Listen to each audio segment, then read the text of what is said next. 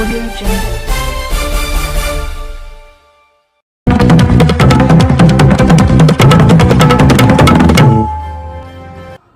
नमस्कार। पूर्व नियोजित कार्यक्रम के तहत आज दीपावली गोवर्धन पूजा के दिन हिंदू धर्म सम्राट आदि गुरु शंकराचार्य मठ बोध गया में महंत त्रिवेणी गिरी के समक्ष प्रधानमंत्री नरेंद्र मोदी के द्वारा केदारनाथ धाम में प्राकृतिक आपदा में क्षतिग्रस्त आदि गुरु शंकराचार्य जी का समाधि स्थल का जीर्णोद्धार कार्यक्रम का सीधा प्रसारण सैकड़ों धर्मावलंबियों, साधु महात्माओं एवं नागरिकों ने देखा, जिसका मुख्य अतिथि राज्यसभा सांसद गोपाल नारायण सिंह, गया भाजपा जिलाध्यक्ष धनराज शर्मा, प्रदेश कार्यकारिणी सदस्य दिनेश कुमार सिंह, राजेश चौधरी, भाजपा जिला मंत्री विनोद सिंह, वरिष्ठ भाजपा नेता भोला मिश्रा सहित भाजपा मंडल अध्यक्ष सहित सैकड़ों पदाधिकारी कार्यकर्ता शामिल हुए। केदारनाथ धाम में धर्मावलंबियों एवं दर्शनार्थियों की सुविधा एवं विकास के 5 योजनाओं का लोकार्पण करते हुए उन्होंने देशवासियों को संबोधन करते हुए कहा, दैवीय आभा से सुसज्जित इस पावन पवित्र भूमि पर पहुंचे हुए सभी श्रद्धालुगण, आप सबको आदरपूर्वक मेरा नमस्कार। आज सभी मठों, सभी 12 ज्योतिर्लिंगों, अनेक शिवालय, अनेक शक्तिधाम, अनेक तीर्थ क्षेत्रों पर देश के गणमान्य महापुरुष, पूज्य संतगण, पूज्य शंकराचार्य परंपरा से जुड़े हुए सभी वरिष्ठ ऋषि मनीषी और अनेक श्रद्धालु भी देश के हर कोने में आज केदारनाथ की इस पवित्र भूमि के साथ,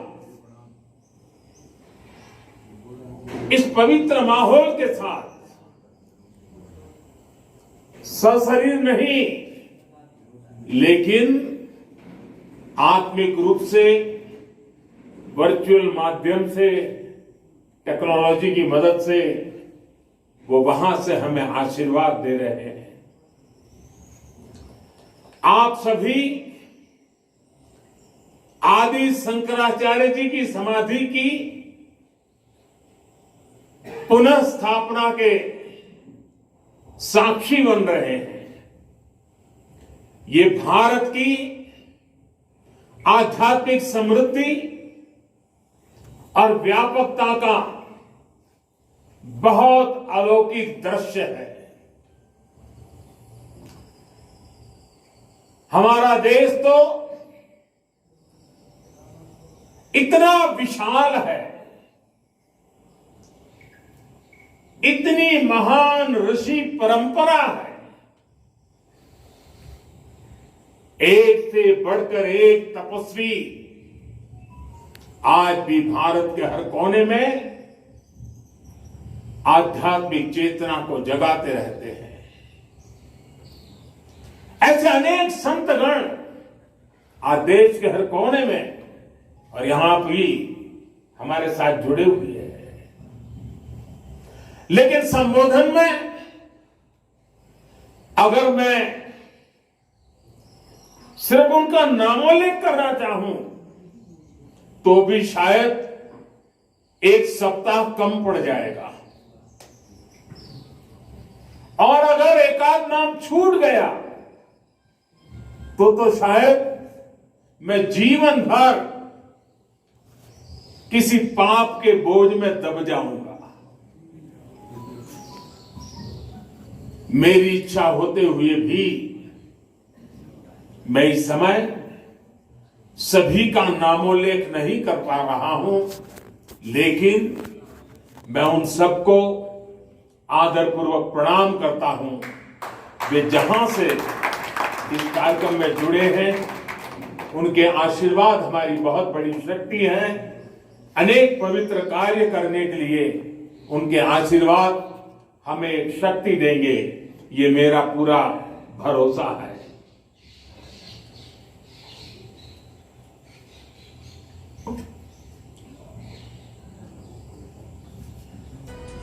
हमारे यहां कहा जाता है, आवाहनम न जानामि, न जानामि विसर्जनम, पूजनम चैव न जानामि क्षमस्व परमेश्वरम। इसलिए मैं हृदय से ऐसे सभी व्यक्तियों से माफी मांगते हुए इस पुण्य अवसर पर देश के कोने कोने से जुड़े शंकराचार्य, ऋषिगण, महान संत परंपरा के सभी अनुयायी, आप सबको यहीं से प्रणाम करके मैं आपका आशीर्वाद मांगता हूं। साथियों, रामचरितमानस में कहा गया है कि अभिगत अकथ अपार, अभिगत अकथ अपार, नेति नेति नित निगम का, नेति नेति नित निगम का। अर्थात कुछ अनुभव इतने अलौकिक, इतने अनंत होते हैं कि उन्हें शब्दों से व्यक्त नहीं किया जा सकता। बाबा केदारनाथ की शरण में आकर जब भी आता, यहां के कण कण से जुड़ जाता। यहां की हवाएं, ये हिमालय की चोटियां, ये बाबा केदार का सानिध्य न जाने कैसी अनुभूति की तरफ खींच के ले चला जाता है, जिसके लिए मेरे पास शब्द है ही नहीं। दीपावली के पवित्र पर्व पर मैंने त्योहारों की खुशियां मेरे देश के जवान वीर सैनिकों के साथ बांटी,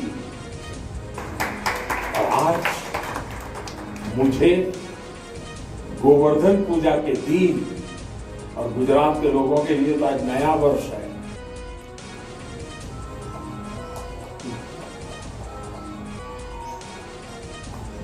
गोवर्धन पूजा के दिन केदारनाथ जी में दर्शन पूजन करने का मुझे सौभाग्य मिला है। बाबा केदार के दर्शन के साथ ही अभी मैंने आदि शंकराचार्य जी की समाधि स्थान, वहां कुछ पल मैंने बिताए। सामने बैठते ही लग रहा था कि आदि शंकर की आंखों से वो तेज पुंज, वो प्रकाश पुंज प्रवाहित हो रहा है, जो भव्य भारत का विश्वास जगा रहा है। शंकराचार्य जी की समाधि एक बार फिर और अधिक दिव्य स्वरूप के साथ हम सबके बीच है। इसके साथ ही सरस्वती तट पर घाट का निर्माण भी हो चुका है, और मंदाकिनी पर बने पुल से गरुड़ चट्टी उस मार्ग को भी सुगम कर दिया गया है। और गरुड़ चट्टी का तो मेरा विशेष नाता भी रहा है। अब मंदाकिनी के किनारे बाढ़ से सुरक्षा के लिए जिस दीवार का निर्माण किया गया है, इससे श्रद्धालुओं की यात्रा अब और सुरक्षित होगी। तीर्थ पुरोहितों के लिए नए बने आवासों से उन्हें हर मौसम में सुविधा होगी। भगवान केदारनाथ की सेवा उनके लिए अब कुछ सरल होगी, कुछ आसान होगी। मैंने तो पहले देखा है, कभी प्राकृतिक आपदा आ जाती थी तो यात्री यहां फंस जाते थे, तो इन पुरोहितों के घरों में ही एक एक कमरे में इतने लोग अपना समय बिताते थे। और मैं देखता था कि हमारे पुरोहित खुद बाहर ठंड में ठिठुरते थे, लेकिन अपने जो यजमान आते थे, जो अपने उनकी चिंता करते थे। मैंने सब देखा हुआ है, उनके भक्ति भाव को मैंने देखा हुआ है। अब उन मुसीबतों से उनको मुक्ति मिलने वाली है। साथियों, आज यहां यात्री सेवाओं और सुविधाओं से जुड़ी कई योजनाओं का शिलान्यास भी हुआ है। पर्यटक सुविधा केंद्र का निर्माण हो, यात्रियों की और इस इलाके के लोगों की सुविधा के लिए आधुनिक अस्पताल हो, सारी सुविधाओं वाला अस्पताल हो, रेंज सेंटर हो, ये सभी सुविधा श्रद्धालुओं की सेवा का माध्यम बनेगी। उनके तीर्थाटन को अब कष्ट से मुक्त, केदार से युक्त, जय भोले के चरणों में लीन होने का यात्रियों को एक सुखद अनुभव होगा। साथियों, बरसों पहले नुकसान यहां हुआ था, वो अकल्पनीय था। मैं मुख्यमंत्री तो गुजरात का था,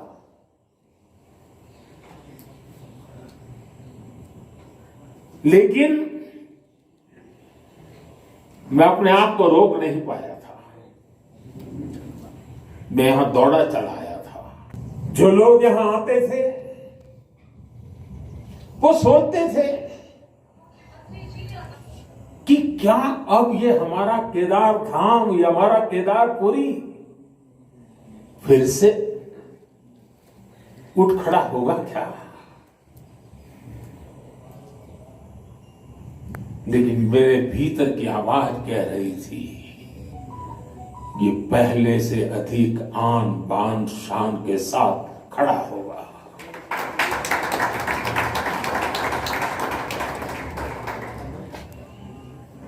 और ये मेरा विश्वास बाबा केदार के कारण था, आदि शंकर की साधना के कारण था, ऋषियों मुनियों की तपस्या के कारण था, लेकिन साथ साथ कच्छ के भूकंप के बाद कच्छ को खड़ा करने का मेरे पास अनुभव भी था। और इसलिए मेरा विश्वास था, और आज वो विश्वास अपनी आंखों से साकार हुआ देखना, इससे बड़ा जीवन का क्या संतोष हो सकता है। जिस मिट्टी ने, जिसकी हवाओं ने कभी मुझे पाला पोसा था,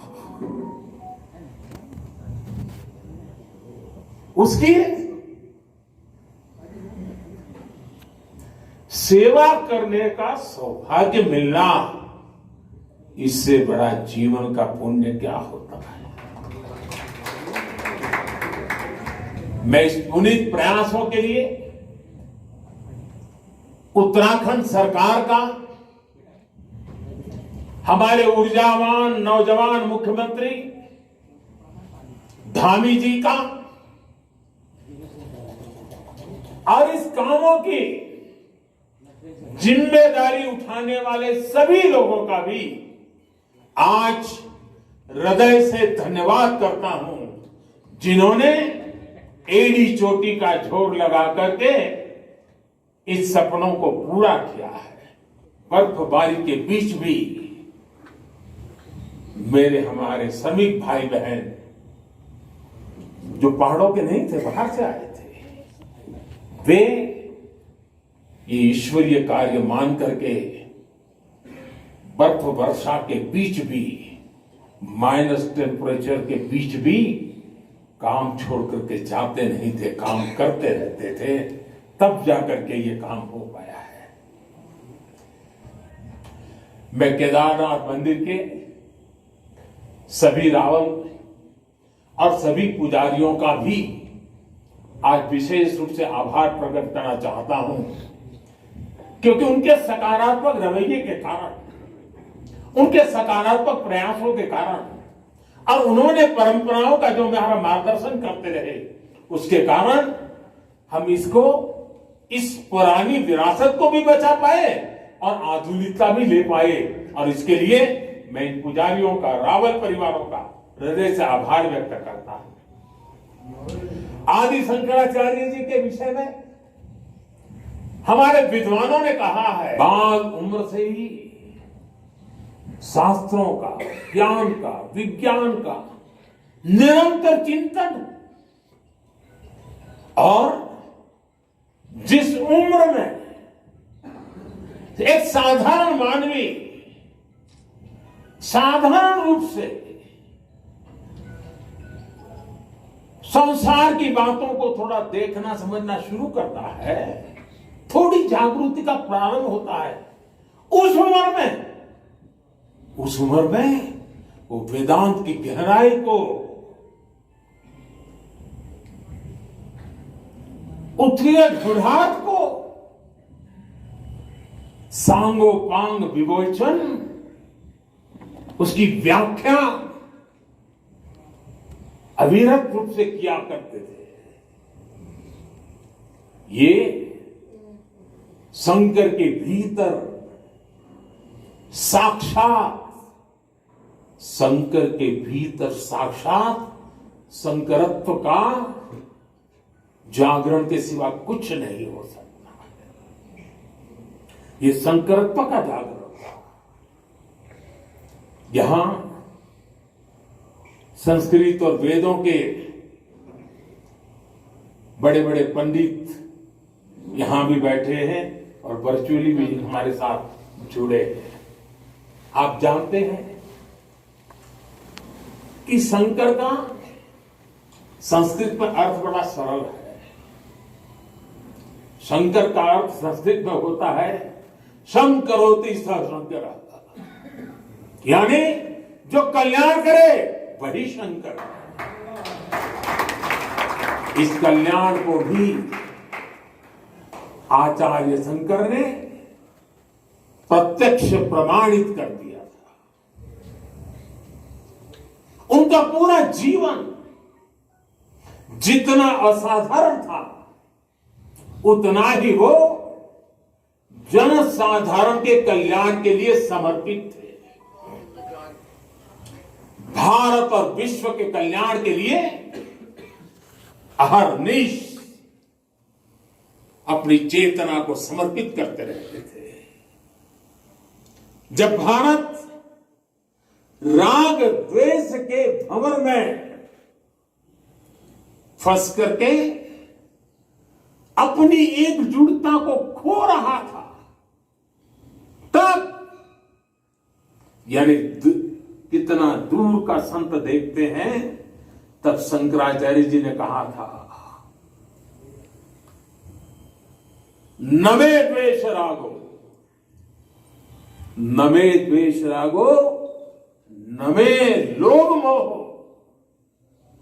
मदो नैव मैनैव मात्सर्य भाव। अर्थात राग द्वेष, लोभ मोह ईर्ष्या, अहम, ये सब हमारा स्वभाव नहीं है।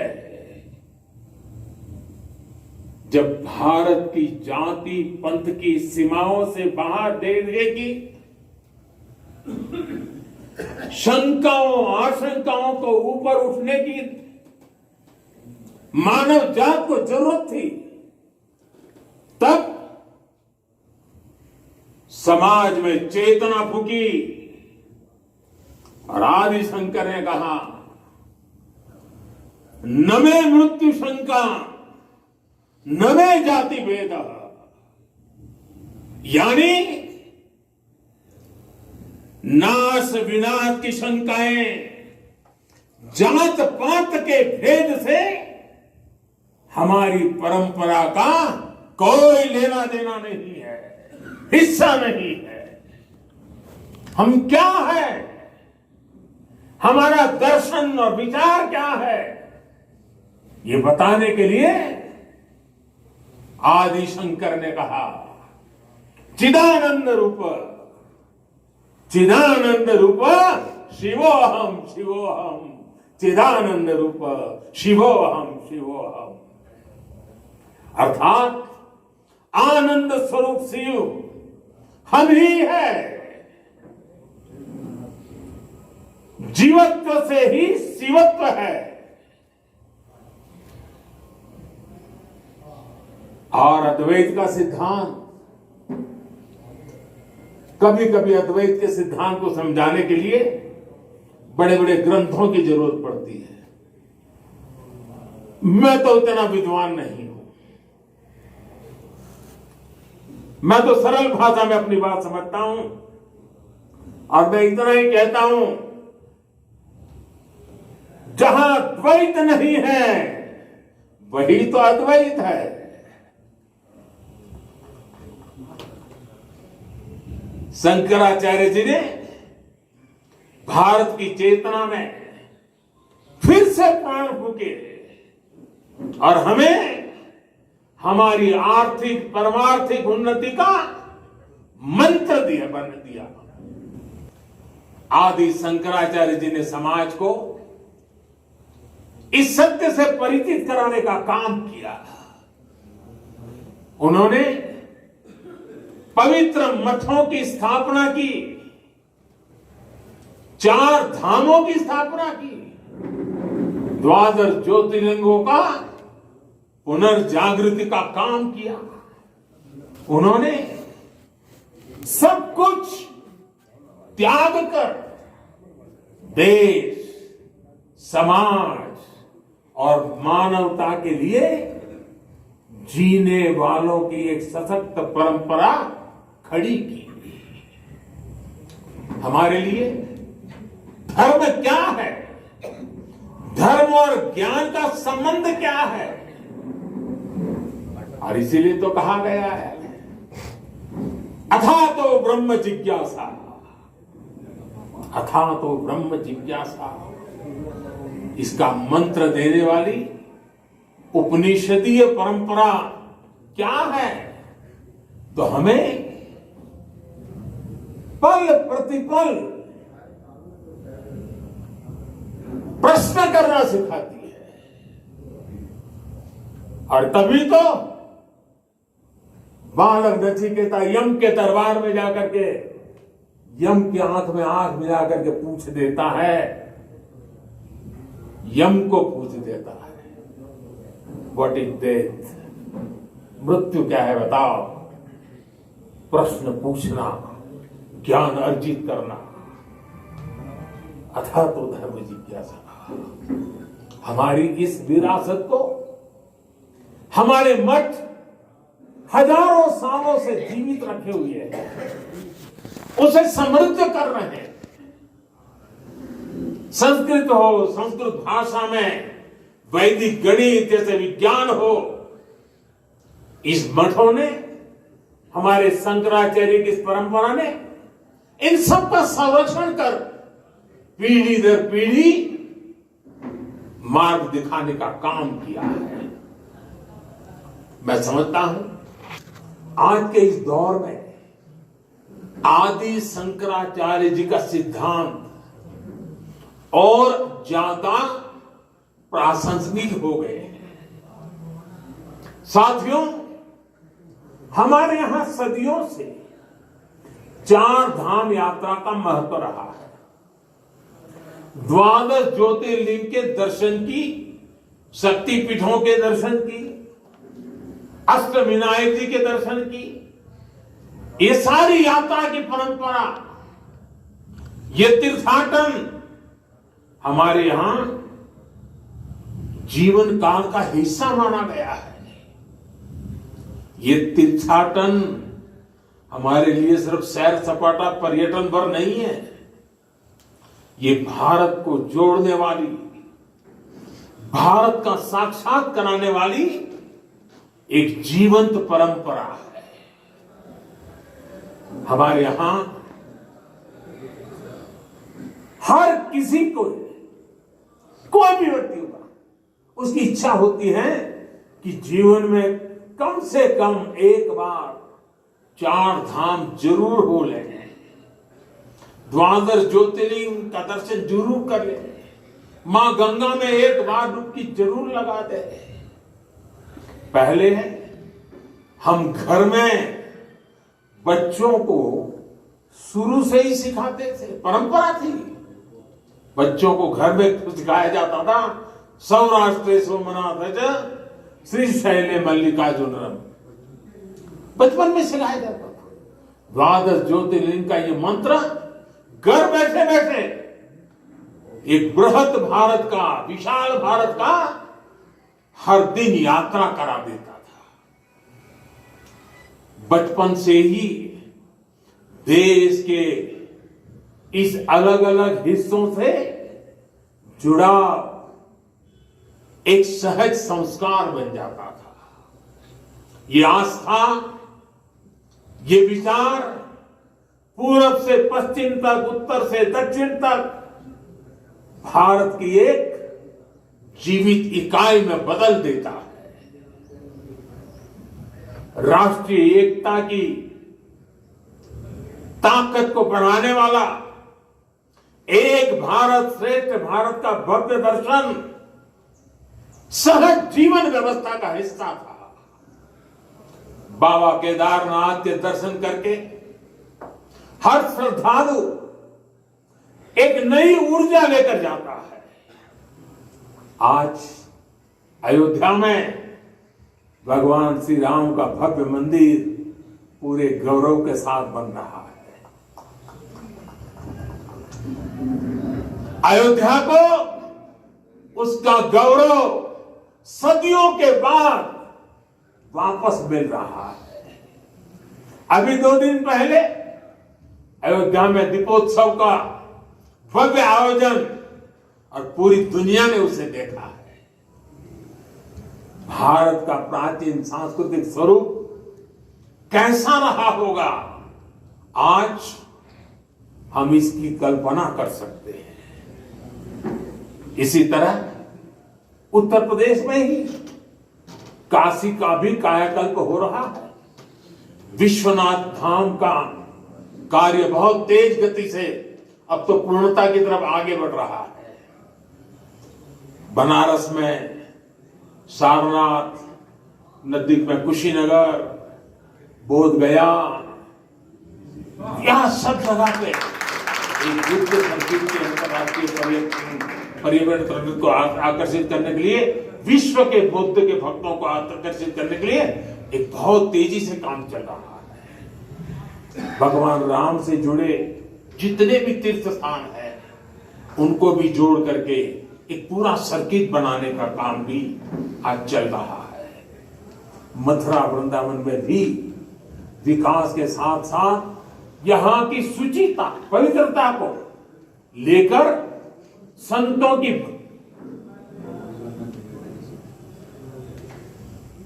आधुनिकता की तरफ मोड़ दिया जा रहा है। इतना सब आज इसलिए हो रहा है क्योंकि आज का भारत आदि शंकराचार्य जैसे हमारे मनीषियों के निर्देशों में श्रद्धा रखते हुए उस पर गौरव करते हुए आगे बढ़ रहा है। साथियों, इस समय हमारा देश आजादी का अमृत महोत्सव भी मना रहा है। देश अपने भविष्य के लिए, अपने पुनर्निर्माण के लिए नए संकल्प ले रहा है। अमृत महोत्सव के इस संकल्पों में से आदि शंकराचार्य जी को हम एक प्रकार से अपनी बहुत बड़ी प्रेरणा के रूप में देख सकते हैं। अब देश अपने लिए बड़े लक्ष्य तैयार करता है। कठिन समय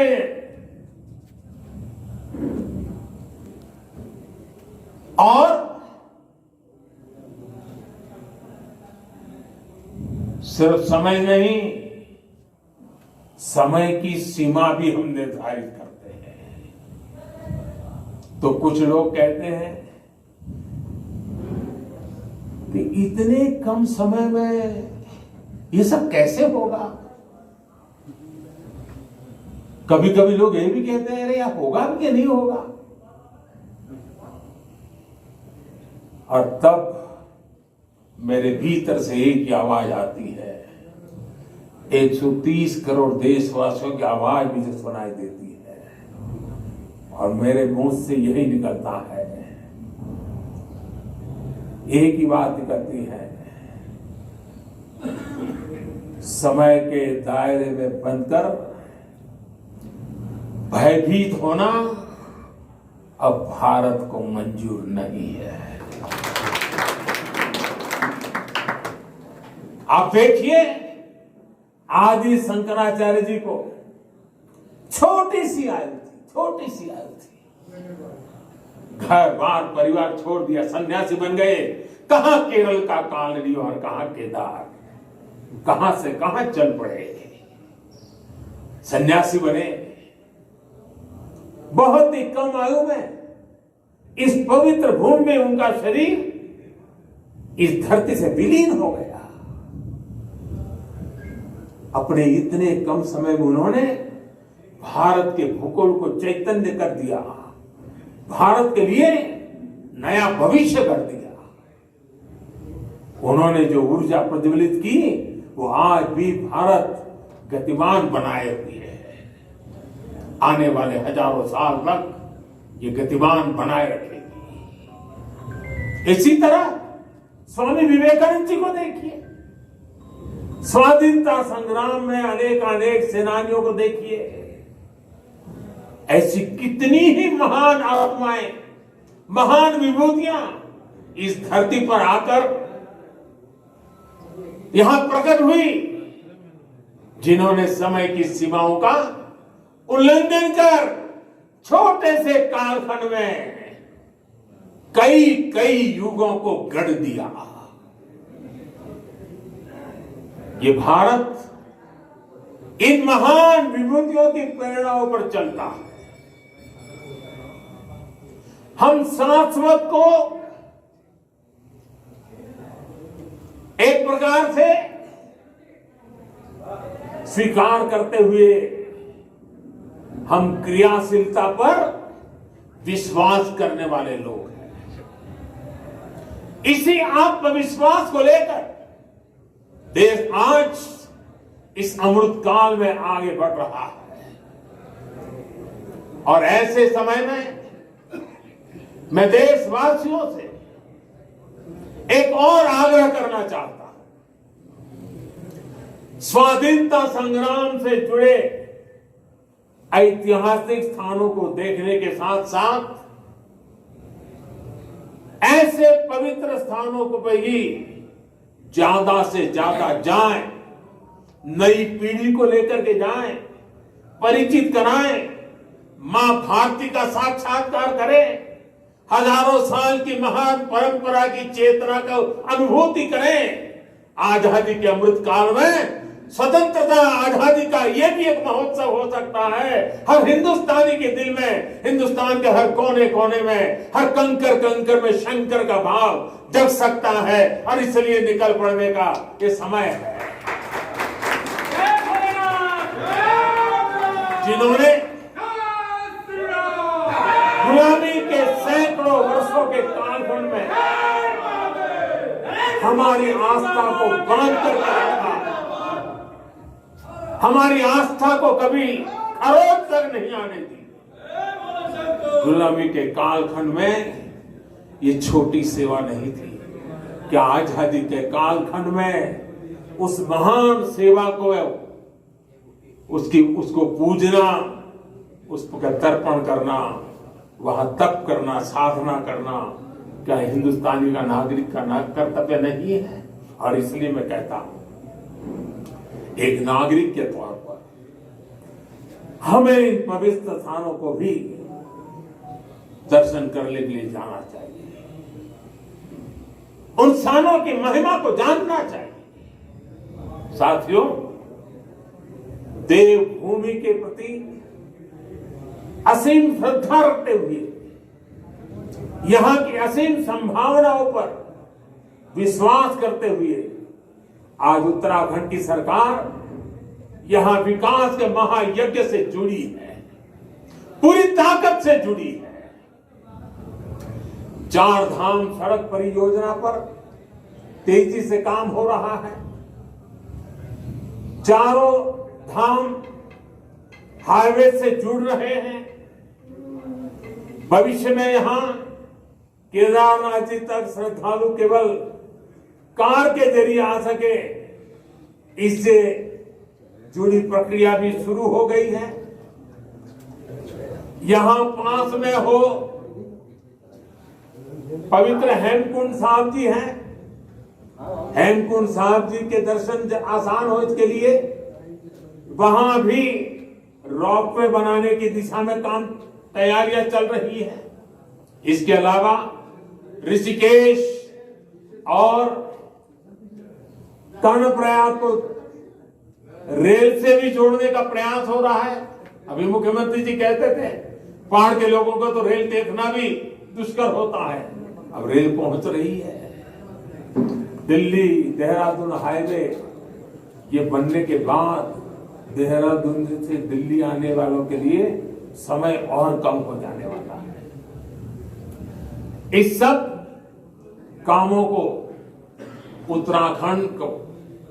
उत्तराखंड के पर्यटन को बहुत बड़ा लाभ मिलने वाला है।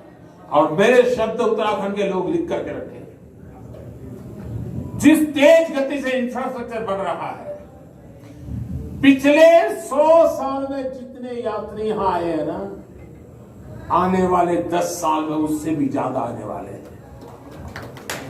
आप कल्पना कर सकते हैं यहां की अर्थव्यवस्था को कितनी बड़ी ताकत मिलने वाली है। 21वीं शताब्दी का एक तीसरा दशक ये उत्तराखंड का दशक है। मेरे शब्द लिख के रखिए, मैं पवित्र धरती पर से बोल रहा हूं। हाल के दिनों में हमने सभी ने देखा है कि किस तरह 4 धाम यात्रा आने वाले श्रद्धालुओं की संख्या लगातार रिकॉर्ड तोड़ रही है। और ये कोविड न होता तो न जाने ये संख्या कहां से कहां पहुंच गई होती। उत्तराखंड में मुझे ये भी बहुत खुशी हो रही है, खासकर मेरी माताएं बहनें, और पहाड़ में तो माताओं बहनों की ताकत का एक अलग ही सामर्थ्य होता है। जिस प्रकार से उत्तराखंड के छोटे छोटे स्थानों पर प्रकृति की गोद में होम स्टे का नेटवर्क बन रहा है, सैकड़ों होम स्टे बन रहे हैं। माताएं बहनें और लोग भी, यात्री आते हैं, वे भी होम स्टे को पसंद करने लगे हैं। रोजगार भी मिलने वाला है, स्वाभिमान से जीने का अवसर भी मिलने वाला है।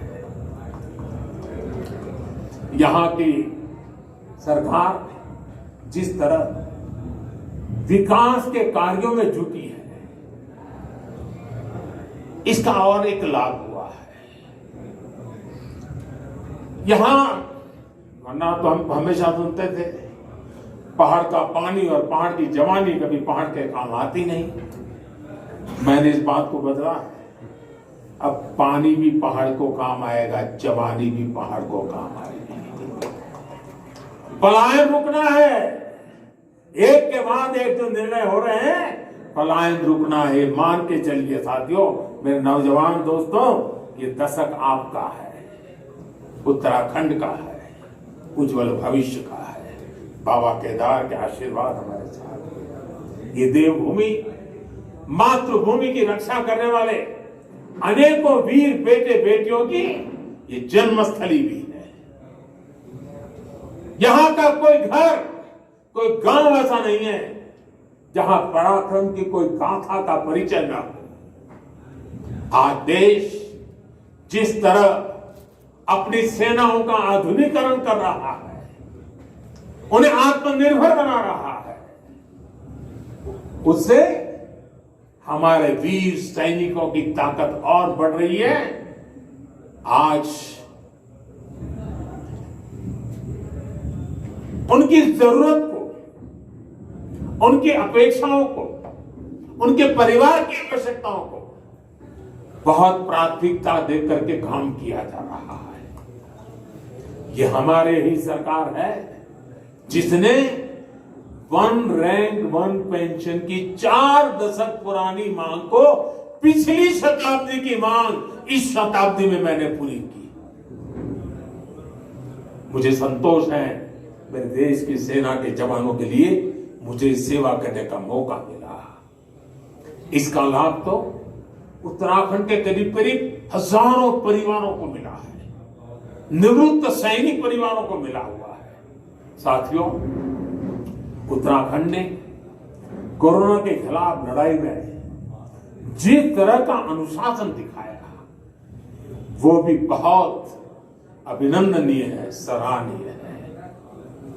भौगोलिक कठिनाइयों को पार कर आज उत्तराखंड के लोगों को 100% सिंगल डोज का लक्ष्य हासिल कर लिया है। ये उत्तराखंड को ताकत का दर्शन कराता है, उत्तराखंड के सामर्थ्य को दिखाता है। और जो लोग पहाड़ों से परिचित हैं ना, उनको पता है कि काम आसान नहीं होता है। घंटों घंटों तो पहाड़ की चोटियों पर जाकर के 2 या 5 परिवार को वैक्सीनेशन दे करके रात रात चल करके घर पहुंचना होता है। कष्ट कितना होता है मैं अंदाज लगा सकता हूं। उसके बाद भी उत्तराखंड ने काम किया है। क्यों? उत्तराखंड के एक एक नागरिक की जिंदगी बचानी है। और इसके लिए मुख्यमंत्री जी, आपको, आपकी टीम को मैं बधाई देता हूं। आज मुझे विश्वास है कि जितनी ऊंचाइयों पर उत्तराखंड बसा है, जितनी ऊंचाइयों पर उत्तराखंड बसा है, उससे भी ज्यादा ऊंचाइयों को मेरा उत्तराखंड हासिल करके रहेगा।